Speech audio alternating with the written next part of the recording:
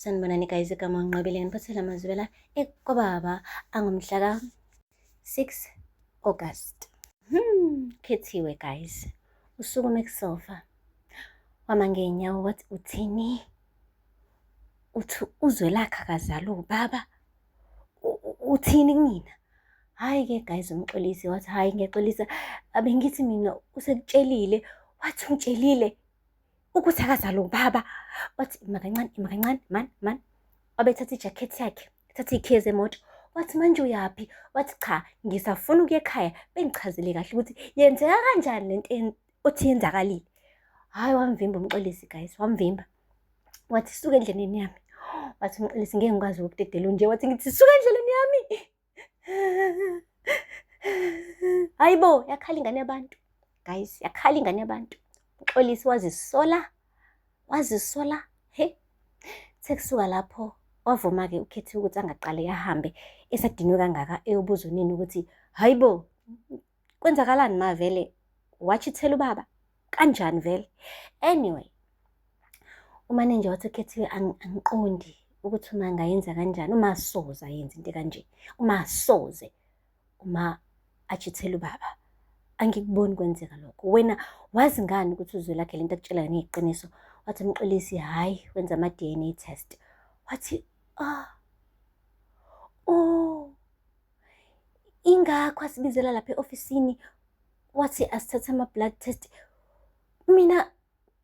Wathi kumina amapholisi la kusifaka kumapholisi. Kushuthi wayefuna kodwa ngomtaka baba. Kodwa uzwe lakhe. Shuthi ubethule ngaso sonke isikhathi ethule nale ndaba le enkulu kangaka imudla yedwa. Sonke lesi sikhathi yamudla le ndaba imudla yedwa. Waphinde wakhala futhi ukhethiwe. Hayi. Sisuka lapho-ke wahamba ukhethiwe waya e-ofisini lakhe uzwe lakhe. Efika khona uzwe lakhe ambona nje ukuthi hayi ugela akekho right. Wathi wenze njani? Wamuncu kangaka ebusweni Khethi. Wathi sengiyazi. Wathi wazini? Wathi ngazi ukuthi yini le ekwenza wena ukuthi ukuthelela uma kangaka. Wathi ngampela uma ngayenza kanjani lento. Wathi ayi musukuya lapho khohlwa le ndaba. Wathi angikwazi ukukhohlwa ngayo uzwe lakhe. Uma uthule nemfihlo enkulu kangaka sonke lesi sikhathi. Wathi uzwe lakhe akusenani. Vele sengiyazi manje ukuthi ubaba kusiyena ukhetho wakhe. Wathi manje ungitshele uma ukuthi ubaba akasiyena ubaba wakho thina uyena ubaba wethu sinomusa. Wathi khululekani. Ama-DNA test result ashilo ukuthi wena ninomusa ningane zakhe. Imina kuphela iveza ndlebe. Wathi ungalinge uyibize kanjalo bhuti. Yes. Ungalinge nje uyibize kanjalo. Wena uhlezi umfowethu. Angikhathali ukuthi ama-DNA test athini. Wena uyigazi lami wena wakamkhize wena ubhuti wami. Yes. Ngithi ngithini kwena? Wavuma ngekhanda uzwe lakhe. Waqeda walithi isandla ukhethiwe. Wasondeza naye uzwe lakhe sakhe babambana. Guys, kubuhlungu kodwa ngoba yinto abekade bengayilindele abantwana le ukuthi ngase yenzeke. Ushilo ukhethiwe wathi yazi umndeni wethu uyaqhekeka. Njengamanje umndeni wethu uyabhidlika. Uzwe lakhe kwenzakalani vele la? Uzwe lakhe wathi nami anginazi impendulo ngifana nawe dadewethu. Guys-ke akupheli lapho. Kukhona-ke nezimnandi. Umhlaba guys uyashintsha. Hayi. Namhlanje ulethe-ke ubaba uMdletshe ezomsayinisa i-contract nayo uzwe lakhe yama-million guys.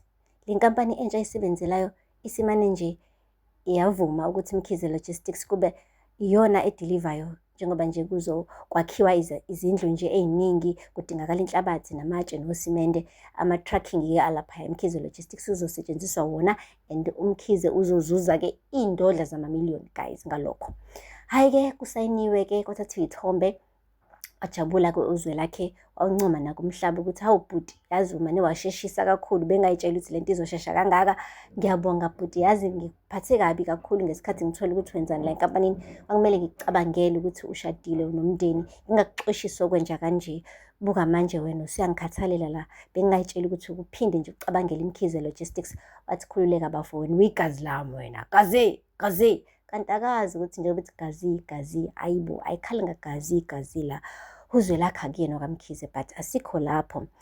Ba-celebrate-ile-ke baphuma-ke benobahumi naye-ke uMhlaba waletha unkosikazi wakhe.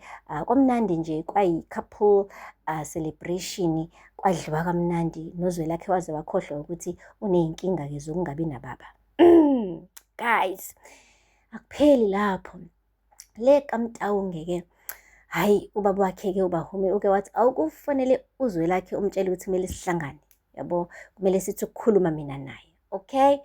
Wabuza-ke ngamehlo kodwa-ke uBahumi ukuthi kazi kumayelana nani, ngoba uyamazi phela ukuthi uZwelakhe uney'nkinga ey'ningi kabi, akadinge enye idrama empilweni yakhe. But anyway, uyisetaphile-ke i-meeting nangampela-ke ubaba kaBahumi wafika, naye uZwelakhe wafika. Uthe befika-ke laphayana-ke kule invitation, hhayi, washo kubaba kaBahumi ukuthi empilweni yami yonke angikaze ngihlangane nomuntu wesilisa ofana nawe.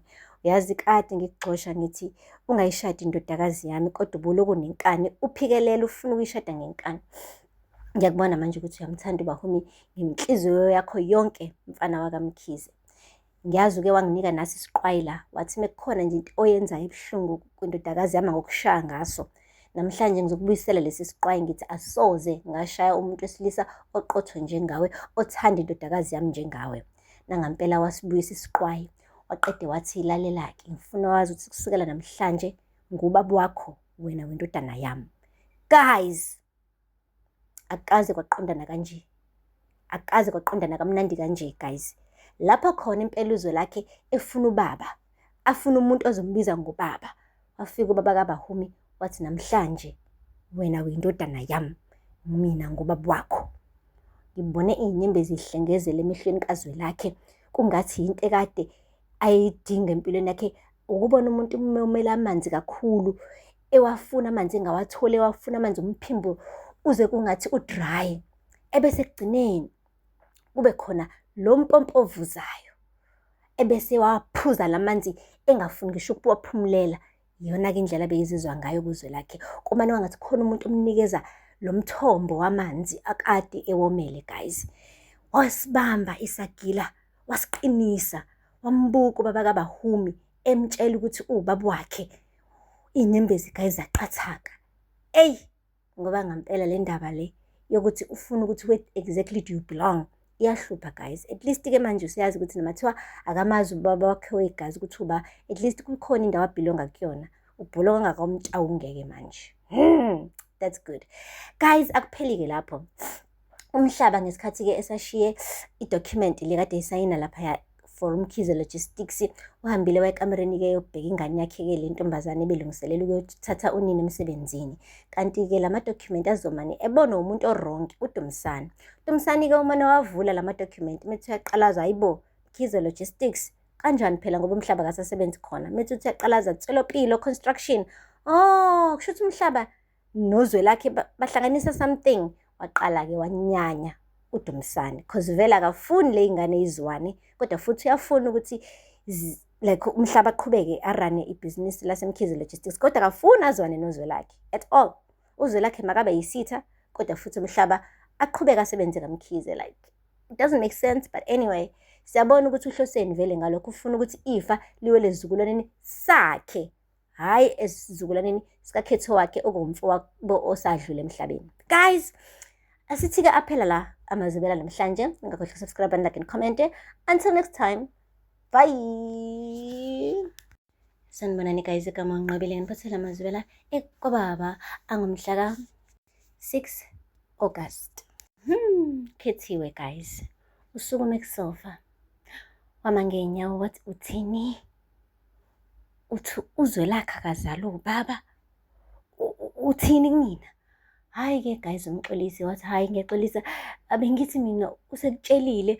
Wathi ungitshelile ukuthi akazali ubaba? Wathi ima kancane man. Wabethatha ijakhethi yakhe, ethatha iy'khiye zemoto, wathi manje uyaphi? Wathi cha, ngisafuna ukuya ekhaya. Bengichazele kahle ukuthi